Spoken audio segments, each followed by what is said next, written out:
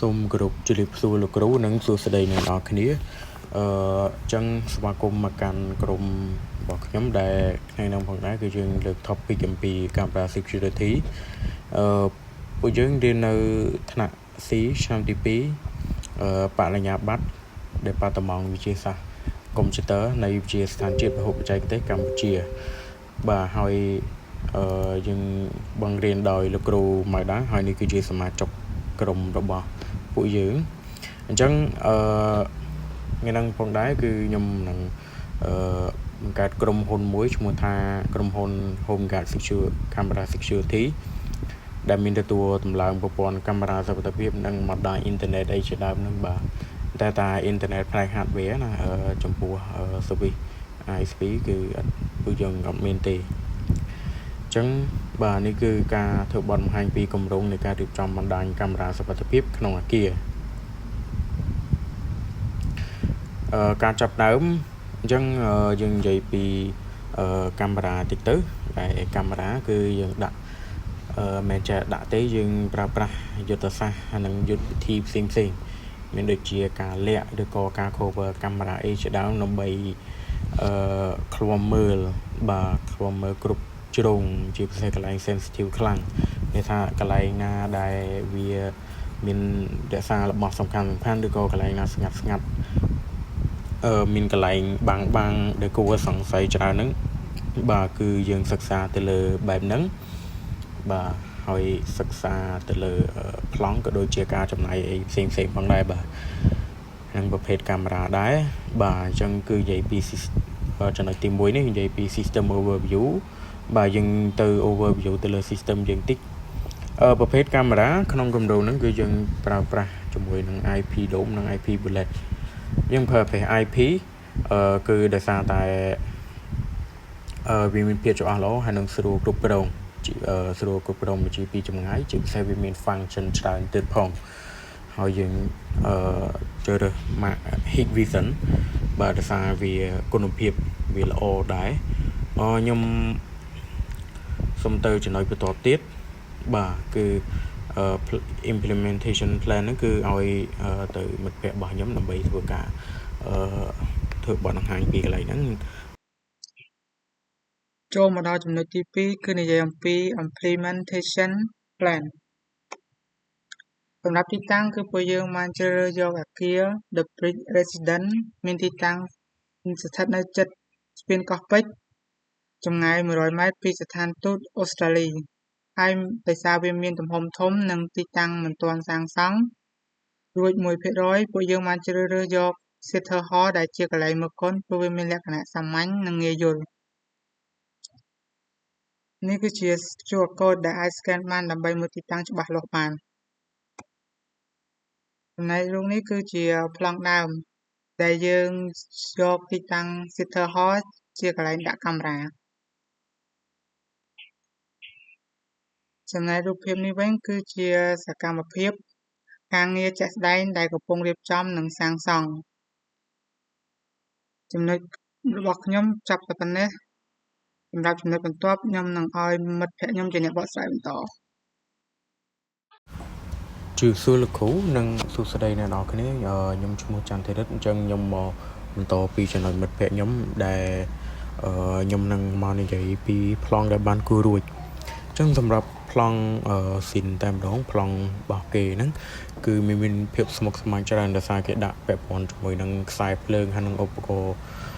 អត់ពាក់ព័ន្ធនឹងកាមេរ៉ាយើងច្រើនអញ្ចឹងក៏ខ្ញុំគូសតែប៉ុណ្្នឹងទៅបាទអញ្ចឹងខ្ញុំចាប់ផ្ដើមពីកន្លែង entrance gate អញ្ចឹងកន្លែងហ្នឹងគឺជាកន្លែងភ្ញៀវចេញចូលហើយវាជាកន្លែង sensitive មួយដែរដោយសារភ្ញៀវយើងចេញចូលមានមនុស្សចេញចូលច្រើនបាទហើយពាក់ព័ន្ធ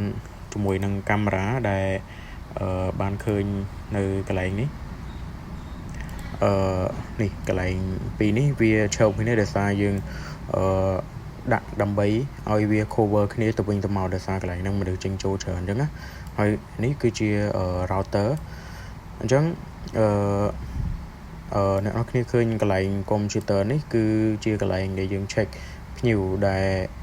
nhiều để bàn cọ máu anh chân nhiều máu cái chỗ cái lại nâng dần làm bày mơ sầm một để bàn cọ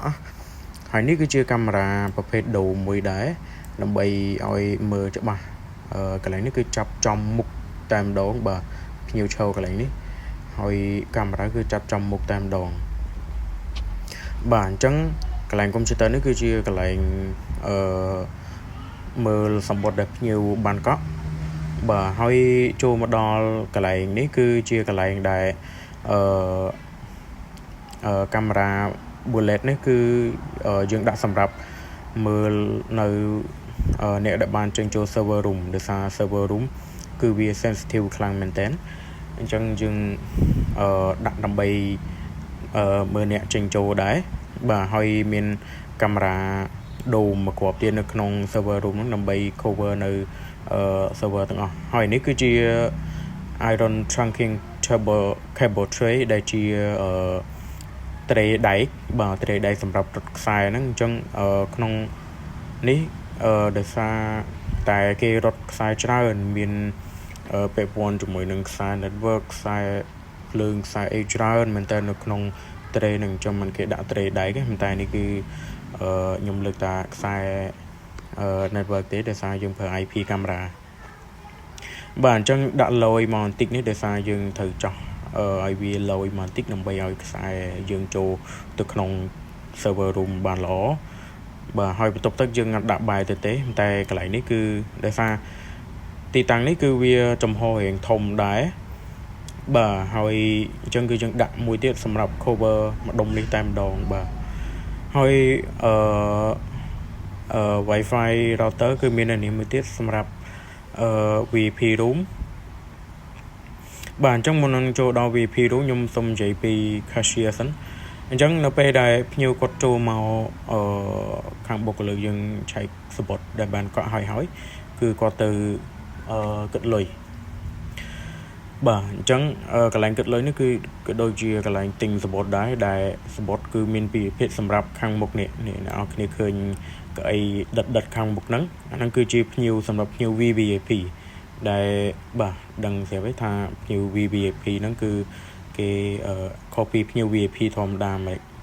បាទអញ្ចឹងហើយបានមានកន្លែងឆែកសបុតមួយហើយនឹងកន្លែង cashier មួយដោយសារ hall ទាំង4ហ្នឹងគឺសម្រាប់ភ្ញៀវ VIP មែនតែនៅកន្លែងអង្គុយគឺមានប្រភេទផ្សេងគ្នាទៀតបាទអញ្ចឹងនៅពេលដែលទិញសបុតហ្នឹងគឺយើងដាក់bullet មួយ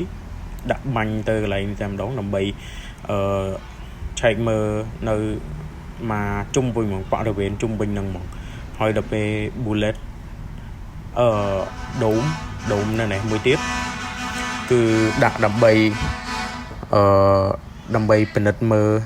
កន្លែង cashier ហ្នឹងតែម្ដងអញ្ចឹងអានេះវាbullet នេះគឺវាជួយ cover ពាក់ព័ន្ធជាមួយនឹងដូមនៅខាងនេះបាទហើយវា cover គ្នាទៅវិញទៅមកអញ្ចឹងនៅពេលដែលភ្ញៀវបានទិញសបុតហើយបានគាត់មកកន្លែងរងចាំអញ្ចឹង VIP room នេះគឺសម្រាប់ភ្ញៀវណាដែលVVIP បាទអញ្ចឹងគឺ VVIP ចូលក្នុង VIP room នេះមកអញ្ចឹងគឺគេបំរើអាចបំរើពាក់ព័ន្ធនឹងសេវាកម្មផ្សេងៗហើយយើងក៏បានដាក់កាមេរ៉ាដូមនៅក្នុងបន្ទប់មួយផងដែរហើយ router ខាងក្រៅនេះគឺសម្រាប់ cover នៅVP room ជុំវិញនឹងតែម្ដងហើយកាមេរ៉ា bullet មួយនេះគឺវា cover កន្លែងនេះដែរ cover កន្លែងធំនេះដែរមានន័យថាវា cover ទៅនេះបាទវា cover ទៅនេះបាទហើយនេះគឺអត់អីទេអត់មានអ្នក cover វាក៏អត់អីដែរដោយសារអតិថិជនគាត់បើថា save កាមេរ៉ាបានអាច save បានគឺ save តែម្ដងបាទអញ្ចឹងយើងពិនិត្យមើលកន្លែងហ្នឹងគឺអត់អីដែរហើយកន្លែងនេះគឺដាក់ bullet ដាក់ bullet មួយទៀតដើម្បីចាំមើលអានេះគឺកន្លែងកៅអីអង្គុយសម្រាប់ VIP ធម្មតាអញ្ចឹងដាក់ពិនិត្យមើលអ្នកដែលអង្គុយនៅខាងនេះហ្នឹងនៅខាងអង្គុយរងចាំធម្មតាហ្នឹងអញ្ចឹងចូលនេះគឺជាច្រកចូលបាទនេះច្រកចូលកន្លែងនេះអញ្ចឹងយើងដាក់ bullet មួយមកដើម្បីមើលឃើញរៀងឲ្យវារៀងធំបន្តិចទៅមើលអ្នកចេញចូលពាក់ព័ន្ធ ជាមួយនឹងចូលទៅក្នុង hall សម្រាប់មើលកុនតែម្ដងហើយកន្លែងនេះអូខ្ញុំសូមបញ្ជាក់ថានេះគឺជាទីយោធម្មតាទេអត់ដូចដែកដូចនេះទេអានេះទីយោធម្មតាទេគឺអស់មួយសម្រាប់កាមេរ៉ាមួយហ្នឹងមកហើយបញ្ជាក់កាមេរ៉ានេះគឺដាក់ជាប់ជាងអត់មានដាក់ជាប់ទីយោមកឆ្កឹងអញ្ចឹងទេបាទហើយអានេះគឺ router សម្រាប់ cover នៅក្នុង hall តែមួយហ្នឹងតែម្ដងបាទ router 2router ហ្នឹងគឺជា router Ruchi តែយើងដាក់មុខងារវាជាមុខងារ access point ដោយសារវាស្រួលគ្រប់គ្រងបាទអញ្ចឹងកាមេរ៉ានេះគឺដាក់ជួមជាងនេះមួយហើយអានេះមួយទៀតជាទូទៅនៅក្នុងhall កន្លែងមើលកុនតែម្ដងគេដាក់កាមេរ៉ាតែមួយឬពីរទេគេដាក់អត់ឲ្យឃើញអញ្ចឹងណាបាទអញ្ចឹងសម្រាប់ចំណុចរបស់ខ្ញុំមានតែប៉ុណ្្នឹងមានកន្លែងត្រូវបញ្ជាក់ទៀតទេដូចជាអត់មានទេមានតែកាមេរ៉ាសម្រាប់ដាក់កន្លែងហ្នឹងដើម្បីមើលសកម្មភាពផ្សេងបាទហើយក៏អាចមើលមុខភ្ញៀវដែរតែសារនៅក្នុង cinema hall ទាំងមូលហ្នឹងវាអាចមានកន្លែង sensitive ខ្លះដែរបាទចូលមកដល់ចំណុចបន្ទាប់គឺនិយាយពី invoice ឬក៏វិក័យប័ត្រយើងហ្នឹងអញ្ចឹងចំពោះវិក័យប័ត្រគឺយើងមានពាក់ព័ន្ធជាមួយនឹងកាមេរ៉ា 5 មេដូមប្រភេទដូមហើយនឹងកាមេរ៉ា8 មេ bullet អញ្ចឹងកាមេរ៉ាទាំងពីរហ្នឹងគឺពួកយើងជ្រើសរើសយកម៉ាក Hikvision ទាំងពីរហើយយកប្រភេទ IP កាមេរ៉ាទាំងពីរតែម្ដងដែលដូមមាន5គ្រាប់ហើយនឹង bullet មាន10គ្រាប់ចំពោះនេះវាវិញគឺយើងប្រើប្រាស់ NVO Hikvision ដែរបាទ610 channel អញ្ចឹងយើងជឿរើសពីតែម្ដងបាទគឺដើម្បីឲ្យកុំឲ្យ traffic វាបុកគ្នាអញ្ចឹងណាបាទហើយខ្សែ Comscope គឺខ្សែ network ចំនួន3ធុងមួយធុងមានប្រវែង305ម៉ែត្របាទហើយ rack 12U យក brand Diamond ហើយអត់ភ្លេចទេគឺ